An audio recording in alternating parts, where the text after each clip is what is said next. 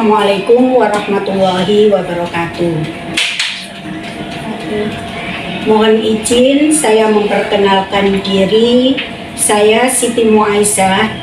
Di sini saya bersama Bu Kristi sebagai coach, kemudian sama Bu Eka sebagai coachee. Kami di sini akan melaksanakan kegiatan coaching bersama observer, coach dan coachee. Demikian perkenalan pada pagi hari ini. Terima kasih. Assalamualaikum warahmatullahi wabarakatuh. Waalaikumsalam.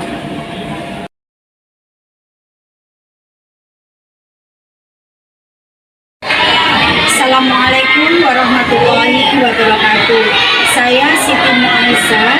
Hari ini akan melaksanakan pra-observasi dengan Bu Eka Mayasari, guru kelas 5B SDN Wage 2. Ini Bu Eka. Selamat pagi Bu Eka. Bagaimana kabarnya Bu Eka pagi hari ini? Baik. Alhamdulillah sehat dan bahagia ya. Amin. Hari ini kita melaksanakan pra-observasi ya. Tujuannya untuk melaksanakan pra-observasi, bagaimana saya mengetahui persiapan Bu Eka untuk melaksanakan pembelajaran yang akan dilaksanakan Bu Eka nanti. Ya Bu Eka ya. Namun sebelum pelaksanaan supervisi di kelas atau observasi kelas dalam pembelajaran, ada beberapa pertanyaan yang akan saya sampaikan Bu Eka pada kegiatan pagi hari ini. Yang pertama Bu Eka, apa tujuan pembelajaran yang Ibu rencanakan hari ini yang akan dicapai Bu Eka untuk anak-anak semua? Terima kasih atas waktu dan kesempatan yang diberikan kepada saya. Saya akan menjawab pertanyaan dari Ais. Tujuan pembelajaran yang saya berikan pada hari ini, sebelumnya materinya adalah saya akan mengajarkan anak-anak tentang pencernaan makanan. Tujuan pembelajarannya tentang pencernaan makanan tersebut adalah peserta didik dapat mendeskripsikan proses pencernaan makanan, dan juga peserta didik dapat menerapkan pola makanan dengan menu yang seimbang untuk kehidupan sehari-hari. Jadi ada dua tujuan pembelajaran Ibu Eka. Yang pertama, bagaimana anak-anak memahami proses pencernaan makanan. Yang kedua, bagaimana anak-anak nantinya bisa mengatur pola makanannya supaya tetap kondisi sehat. Kemudian yang kedua Bu Eka, area pengembangan yang akan dicapai Bu Eka untuk anak-anak ini pada poin apa Bu Eka? Jadi anak-anak itu nanti diterapkan untuk pengetahuannya, kemudian keterampilannya, terus kreativitasnya. Oh, bagus sekali Bu Eka. Berarti untuk observasi yang akan saya lakukan nanti, yang akan saya observasi adalah pada pengembangan pengetahuan yang pertama, yang kedua adalah keterampilan, dan yang ketiga adalah kreativitas dari anak-anak semuanya. Ya Bu Eka, di sini saya ingin mendengarkan bagaimana rancangan pembelajaran Bu Eka, mulai dari strategi apa yang digunakan oleh Bu Eka pada pembelajaran yang akan dilaksanakan oleh Bu Eka. Jadi strategi yang saya gunakan nanti adalah strategi pembelajaran tentang berdiferensiasi. Jadi kami kelompok-kelompokkan Ibu melihat kemampuan siswa dari visualnya, audionya, kinestetiknya siswa tersebut. Kemudian siswa tersebut nanti membuat alat peraga. Oh begitu ya Bu Eka ya. Berarti untuk strategi dengan menggunakan pembelajaran berdiferensiasi dengan secara berkelompok. Kemudian untuk metode metode yang digunakan apa Bu Eka nanti? Jadi ya Ibu, untuk metode pembelajaran yang saya gunakan adalah metode inquiry, diskusi, dan presentasi. Oke. Kemudian untuk model pembelajarannya Bu Eka? Jadi pembelajarannya saya tatap muka Ibu. Oh gitu ya. Karena memang sekarang sudah nggak COVID sehingga tatap muka untuk pembelajarannya. Untuk medianya Bu Eka, media apa saja yang digunakan? Medianya yang saya gunakan ada media elektronik, slide ya, slide-nya tentang PPT atau PowerPoint-nya itu saya gunakan dengan menggunakan gambar Canva. Kemudian selain itu saya juga gunakan video itu. Jadi anak-anak saya tampilkan video supaya anak-anak lebih memahami. Kemudian juga dengan media benda kompetitif ya, torso itu. Ya, torso itu ada torso laki-laki dan perempuan. Kemudian juga media ini berupa pembelajaran cara proses-proses pencernaan makanan saya.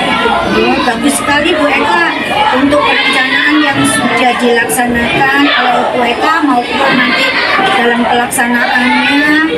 Kemudian Bu Eka untuk pelaksanaannya Bu Eka, kira-kira kapan dilaksanakan pembelajarannya? Pelaksanaan pembelajarannya itu saya laksanakan jam setelah istirahat Ibu. Karena kebetulan setelah istirahat itu kan ada materi IPAS. Jadi saya gunakan untuk pelaksanaan pembelajaran sampai jam pulang. Kira-kira jamnya? Iya. Jamnya jam 10 sampai jam 12. Kemudian harinya hari Selasa. Tanggal 30 Januari 2020. Oh begitu ya Bu, berarti sudah direncanakan semua, sudah dirancang semua untuk pembelajarannya maupun pelaksanaannya. Oh iya Ibu, sekarang ini kita sudah pertemuan untuk observasi. Nanti apabila Ibu Eka sudah selesai pembelajaran, kita akan ketemu lagi di kegiatan pasca observasi. Nanti pada kegiatan pasca observasi saya akan didampingi oleh pengajar praktek saya. Demikian ya Bu Eka untuk persiapannya hari ini. Mudah-mudahan nanti dalam proses pembelajaran dapat bermakna bagi anak-anak. Terima kasih atas waktunya. Saya ucapkan terima kasih. Ya, mudah-mudahan lancar. Saya akhiri Bu Eka ya. Wassalamualaikum warahmatullahi wabarakatuh. Waalaikumsalam warahmatullahi wabarakatuh.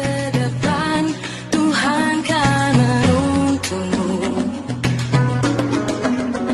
Sadarilah masa berganti, tantangan kan kita hadapi, bergandeng tangan untuk negeri, era kita menanti berseri. Warahmatullahi wabarakatuh.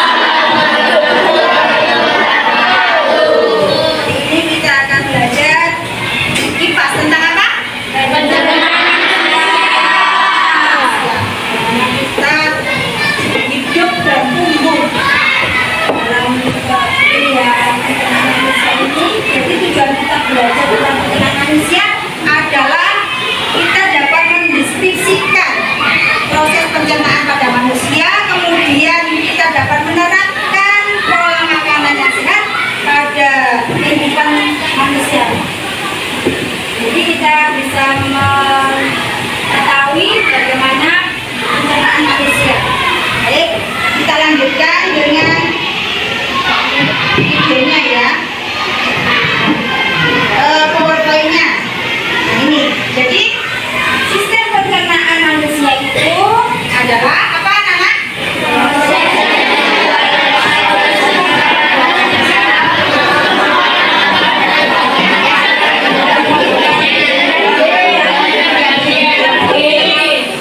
Sistem pencernaan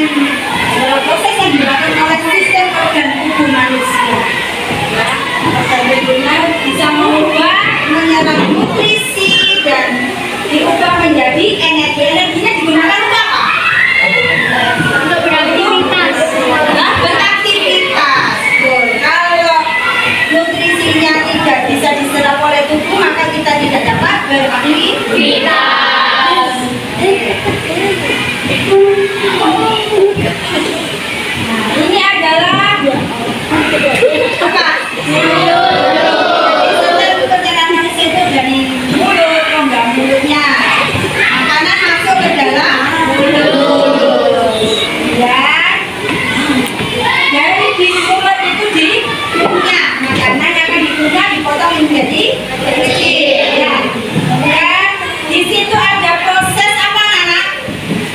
Proses apa di dalam mulut ini? Proses kimiawi. Ya, pencernaan secara kimiawi ada enzim karena enzimnya apa? Enzim namanya. Enzim? Selanjutnya dibantu dengan apa? Air? Kemudian kalau sudah dari mulut masuk mana? Kerongkongan. Setelah dari kerongkongan ke mana? Kita cek. Nah, ini dia. Jadi kata kalian adalah dari kerongkongan. Mulut ke kerongkongan. Apa fungsinya kerongkongan tersebut? Membawa makanan dari dalam mulut dan mulut ke lambung. Yang disebut apa? Esophagus. Ya. Kemudian fungsinya itu untuk menelan makanan dan mencegah benda-benda asing yang masuk. Jadi ditangkal dulu di kerongkongan kita benda-benda asingnya itu. Ini apa ini jadi? Lambung itu gunanya untuk apa?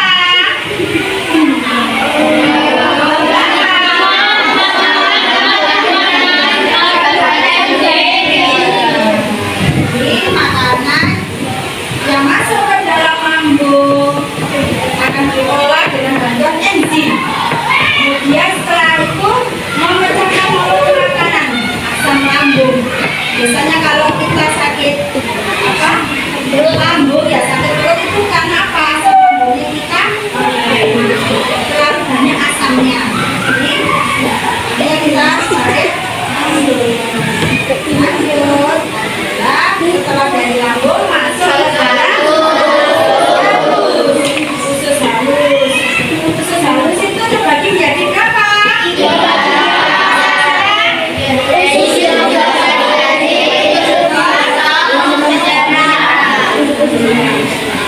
Di situ kemudian apa saja yang diserap di dalam usus halus ini?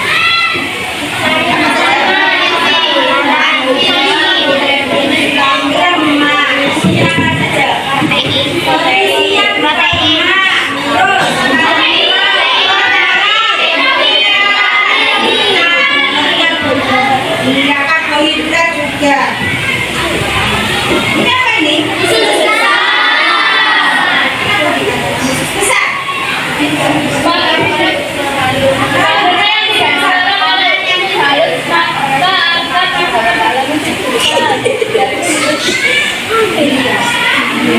Ada bakterinya apa di dalam usus besar itu?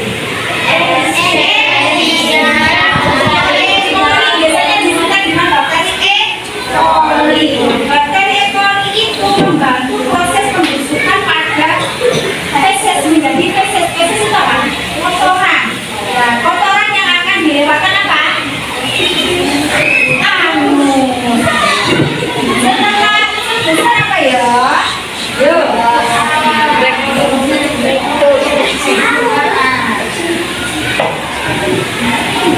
Kayak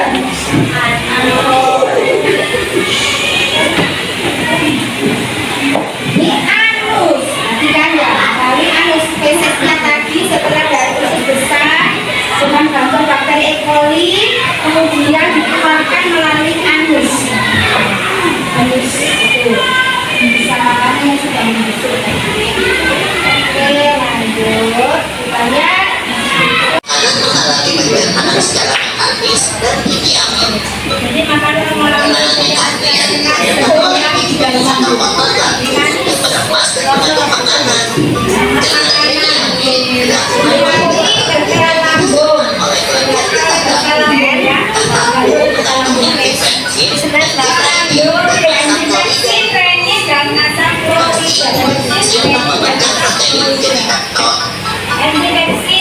protein atau pektin.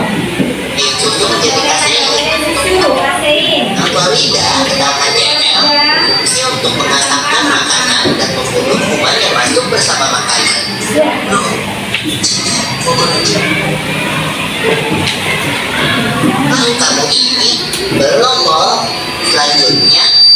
kembalikan lagi usus halus dulu. Usus halus merupakan usus terpanjang dalam saluran pencernaan karena panjangnya mencapai 6 meter. Di dalam usus halus terdapat cairan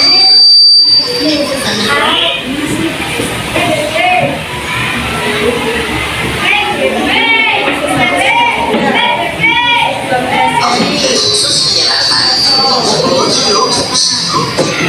Belas jari atau disebut juga duodenum memiliki panjang 5 cm.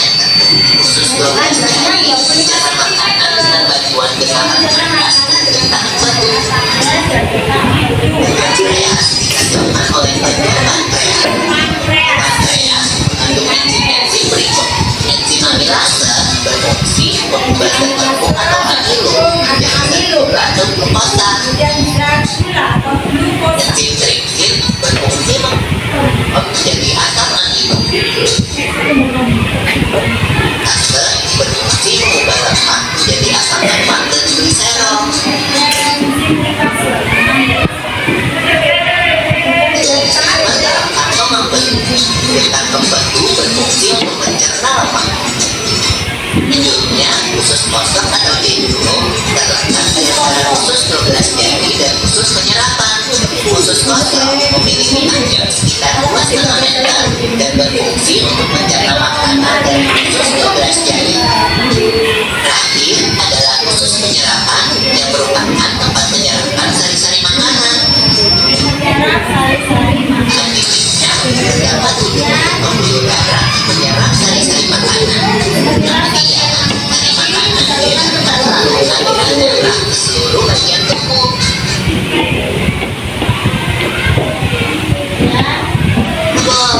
Habis itu sisa makanan yang dicerna masih usus besar berfungsi menyerap cairan, dibangkit dan diserap dari sisa-sisa makanan yang telah diserap oleh usus halus. Pada usus besar terdapat bakteri yang berguna untuk tubuh bernama E. coli yang berfungsi untuk membantu proses pembusukan sisa makanan. Proses pembusukan sisa makanan akan menghasilkan kotoran atau feses yang kemudian dikeluarkan melalui anus. Organ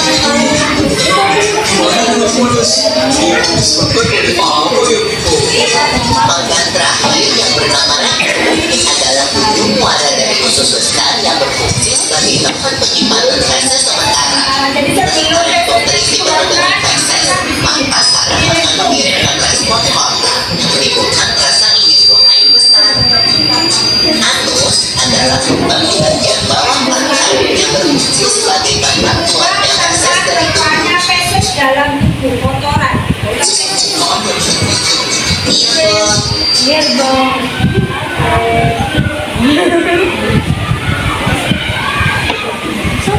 ingatkan ada juga sari makanan yang menyebar menjadi efektif untuk tubuh kita.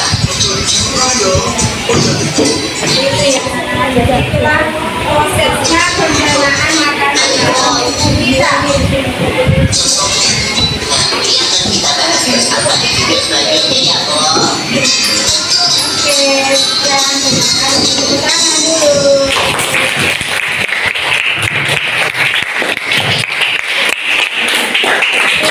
Ini adalah proses pencernaan makanan pada manusia. Ya. Nah, ini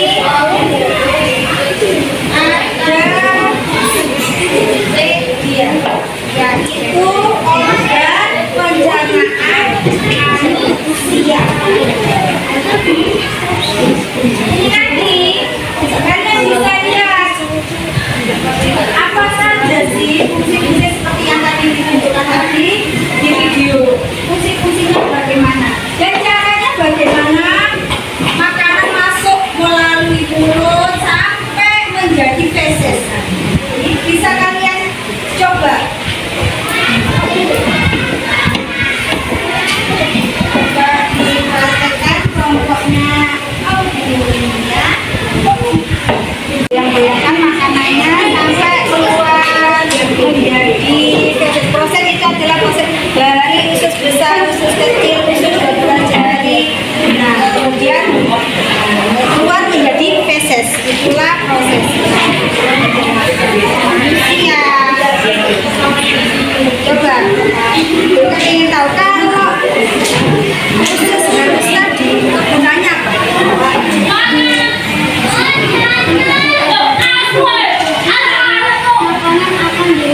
menjadi energi dan kebutuhan lain di tubuh.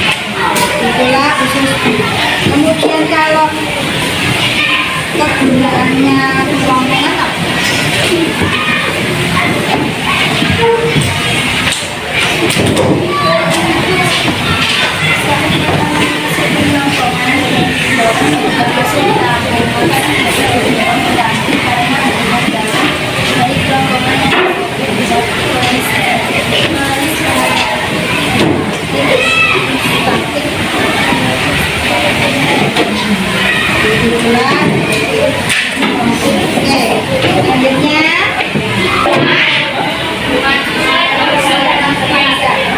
Kalau yang ini adalah laki-laki. Kalau yang ini laki. Ini tiruan atau torso perempuan dan laki-laki tentang pencernaan. Jadi dari mulut sampai anus. Nah, ada di sini. Coba dari kelompok ini.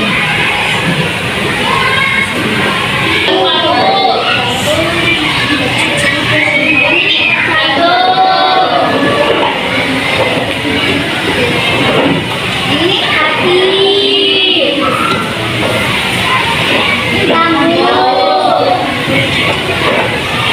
Yang ini usus. Sama saja tadi.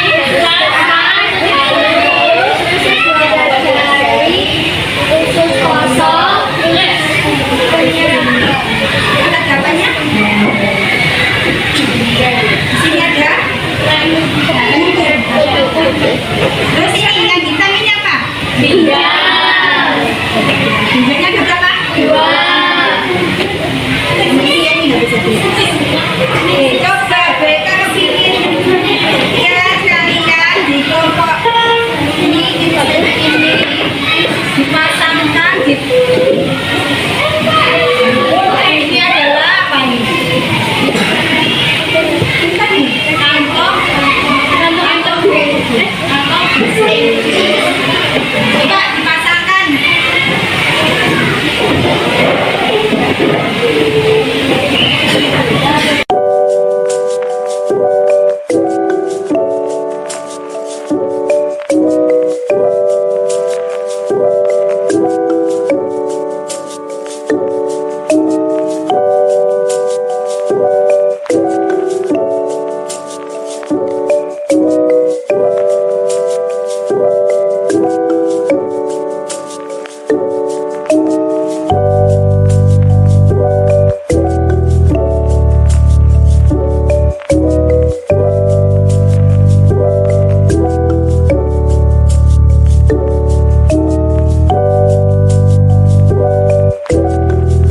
Bagian tubuh manusia pada torso, setelah mereka lepas kalian pasangkan kembali ternyata kalian sudah paham. Dan tahu inti yang namanya jantung, paru-paru, hati, empedu, bagian ginjal, usus, halus, usus jari, terus usus apa?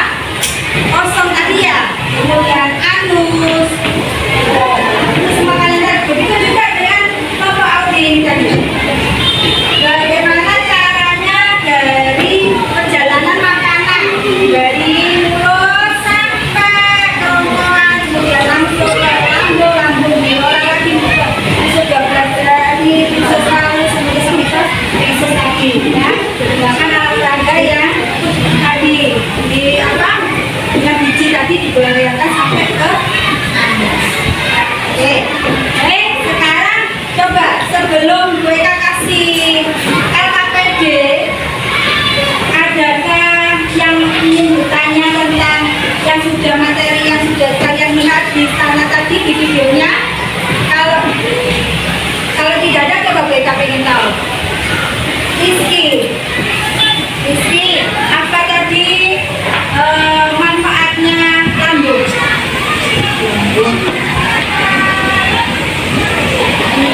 Di lambung apa?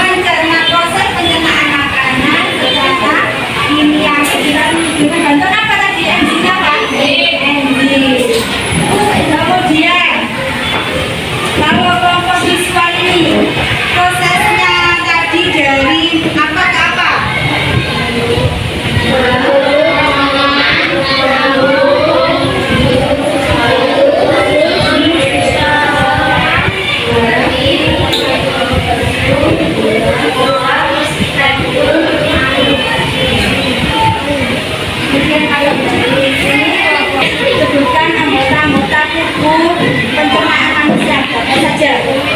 Mulut, lambung, pankreas, lambung, usus, kerongkongan,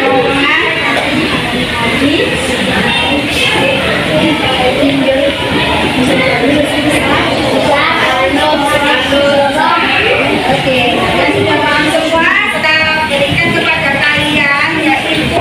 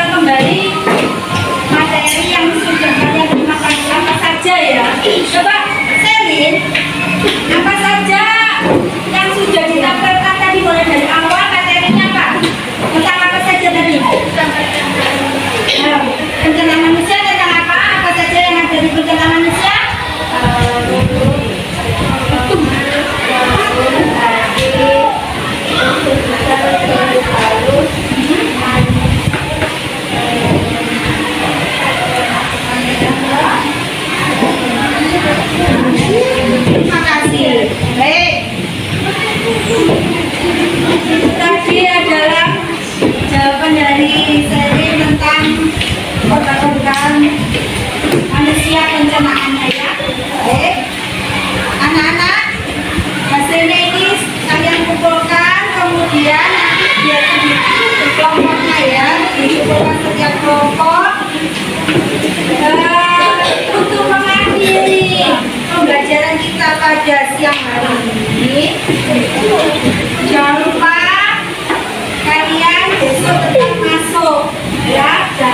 BK doakan semoga kalian sehat biar biasa masuk semua ya. Untuk teman kalian yang tidak masuk ya kita doakan supaya besok bisa masuk, bisa belajar ini ya. Itu baik. Sebelum pulang kita berdoa dulu ya. Pimpin ketua kelas. Wah. Ini ketua kelas itu pimpin doa.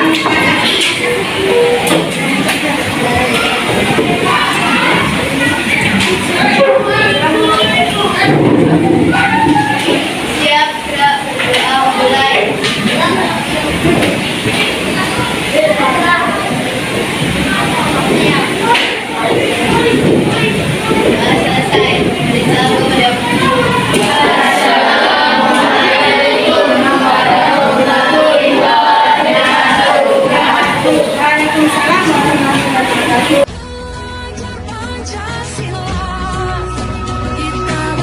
Assalamualaikum warahmatullahi wabarakatuh.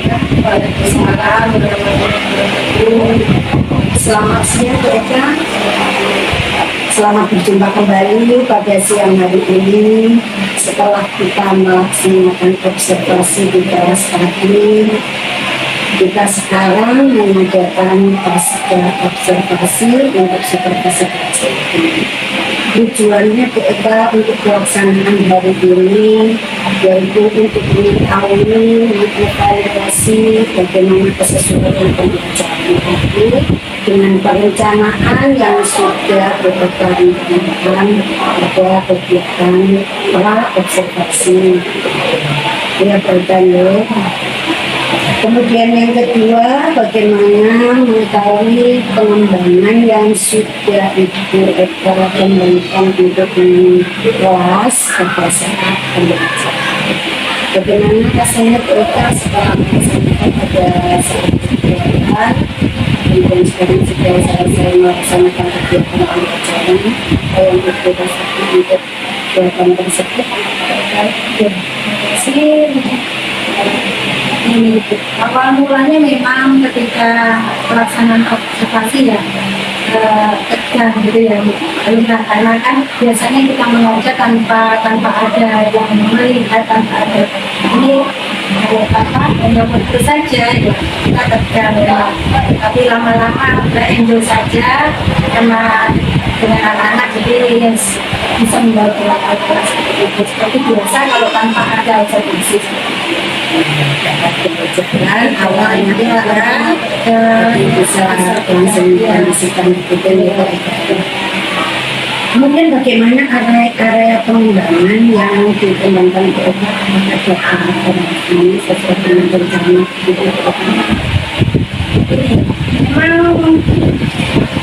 memang masih ada anak-anakku yang masih mengandalkan teman, jadi masih kurang pede untuk bisa melakukan kegiatan tersebut sendiri. Jadi menggantungkan teman, jadi kurang interaktif, masih adanya kurang berperan aktif dalam kegiatan tersebut, masih ada yang pasif.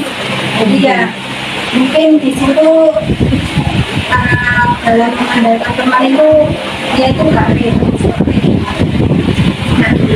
Kenapa bisa sampai itu pembelajaran dan menyebabkan ada bentuk apa yang terjadi kelas begitu?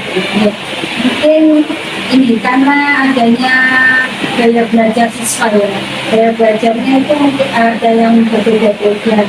Jadi setiap siswa itu mempunyai belajar auditori, visual, dan misalnya itu berbeda-beda. Jadi dengan bisa menyesuaikan dengan gaya belajarnya itu dikelompokkan seperti itu, dikelompokkan antara gaya belajar kognitif, visual dan auditory seperti itu. Jadi siswa itu bisa lebih menarik tentang gaya belajar tersebut dan bisa menerima, menangkap dan menyenangkan bagi siswa.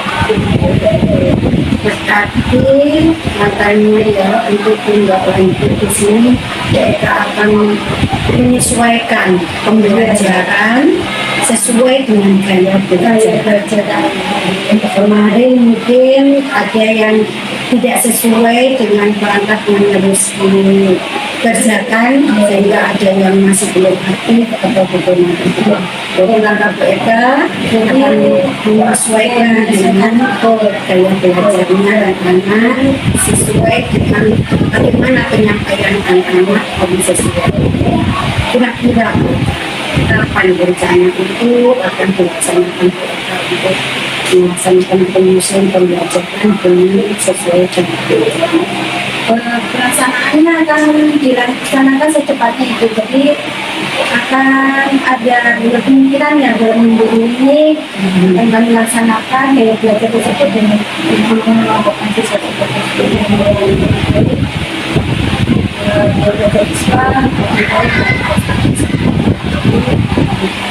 minggu depan insya Allah tepatnya minggu depan. Kalau sekarang dilaksanakan di hari Senin pada waktu jam 4, berarti untuk langkah selanjutnya dilaksanakan di hari Senin depannya supaya anak-anak bisa belajar sesuai dengan gaya belajar, kita bisa memberikan materinya sesuai dengan gaya belajar.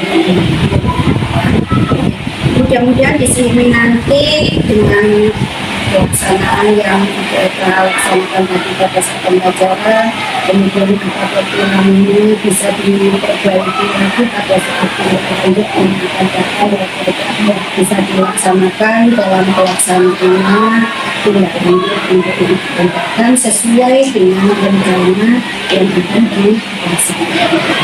Jadi kira ya, baik dari sini saya juga bisa menyampaikan dengan cara saya untuk di sini pelaksanaan pasca observasi.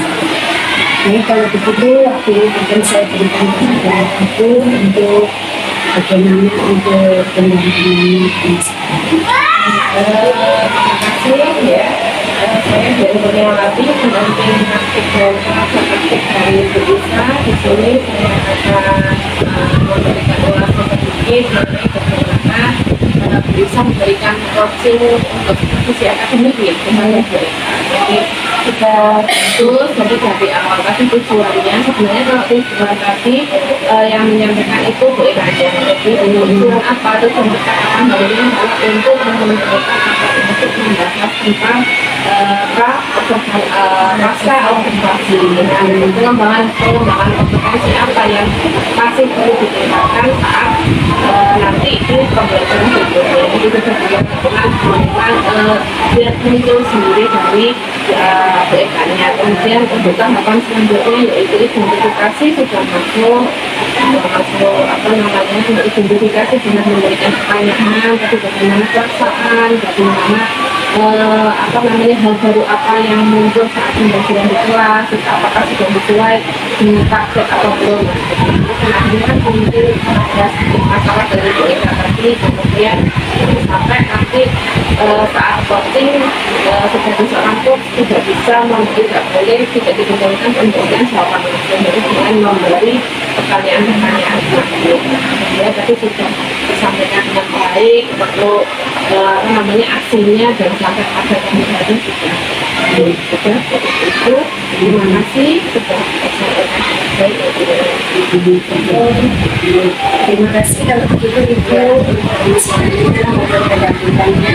Ini alhamdulillah dapat berjalan lancar untuk kegiatan observasi, kegiatan pra observasi maupun pasca observasinya pada hari ini sudah selesai dan alhamdulillah dapat berjalan dengan baik. Saya ucapkan terima kasih kepada Bu Eka yang sudah berusaha secara maksimal bagaimana untuk pembelajaran berdiferensiasi kepada anak-anak yang berpusat pembelajaran. Terima kasih atas waktunya pada siang hari ini. Mudah-mudahan kita ketemu lagi di kesempatan yang akan datang. Terima kasih kita. Assalamualaikum warahmatullahi wabarakatuh. Waalaikumsalam warahmatullahi wabarakatuh. Terima kasih.